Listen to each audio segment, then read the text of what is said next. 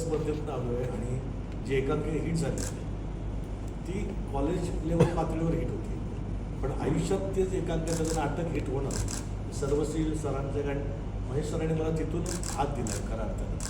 म्हणजे आम्ही एकांकिकेतून व्यावसायिक नाटकात प्रवेश करताना ते सुद्धा मोहनबागांसारख्या मोठ्या बलाढ्य निर्मात्याकडे काम करणं, अजून महेश सर पण त्यात निर्माते होते, पण ते एक मोठा हात देणं हे प्रत्येक एकांकिका स्पर्धेतल्या प्रत्येक कलाकाराला वाटतं ना. जसं हे म्हणलं की आमचं नशीब आहे, आमचं नशीब, कारण माझं पण मी पण नशीबवर होतो की तेव्हा महेश सरांनी आपल्याला हात दिला आणि नाटक झालं देवेंद्र प्रेमचं नाटक, आणि तिथून मग एक स्वतःच्या पार उभं राहून आपली स्वतःची गोडदोड चालूच होती. बऱ्याच वर्षानंतर हा योग आला खरं तर, की जसं हे दोघं म्हणतात की नशीबवारात आम्ही मला पण असं वाटते की मी जेव्हा वाचलं तेव्हा मला खरंच आता प्रामाणिकपणे म्हटली तिथं मला मांजरेकर सर दिसतं, बाकी काही नाही. तर ते जर त्यांनीच हा रोल केला ना तर अजून त्याला न्याय मिळेल त्या रोलला असं मला वाटलं.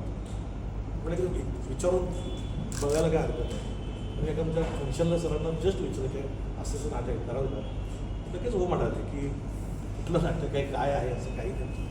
एक विश्वासाने त्यांनी हो म्हणाले असते, पण नाटक त्यांना आवडणं खूप गरजेचं होतं माझ्या दृष्टीने. आणि परत आता आज मला तोच आनंद आहे, जर ह्या दोघांना आमच्यासोबत काम करायचा आनंद आहे तसं मला देखील त्यांच्यासोबत काम करण्याचा एक वेगळा आनंद आहे. कारण आत्तापर्यंत मी त्यांना कधीच अरेतुरी इतक्या वर्षात कधीच केलं नाही. स्टेजवर मला अरेतुरी करताना एखाद दुसरा शब्द टाकला की पण जरा असं थांबतो, विचार करतो, कारण आपण एक गुरुतुल्य म्हणून माणसांना काही मान्य करतो वा एक व्यक्ती गुरुतुल्य आहे, ही आदर्श व्यक्ती आहे, पण स्टेजवर आल्यानंतर आपल्याला त्यातून बाहेर म्हणून आपलं वेगळं कॅरेक्टर करायचं आहे. तर त्याचा एक वेगळाच आनंद सध्या मी रिहर्सलमध्ये घेतो आहे. अर्थात नाटक येणार त्या नाटकाची गंमत, ती नाटकाची मजा ही लोकांसाठी वेगळी असेल, पण रिहर्सलमध्ये ॲक्टरची एक वेगळी मजा असते का, ती मजा घेऊन टेक, आणि मग कुठे थांबायला लागतं, कुठे ओपन व्हायचं, ती रिस्क असते जेव्हा आपण एखाद्या व्यक्तीला खूप रिस्पेक्ट करतो तेव्हा.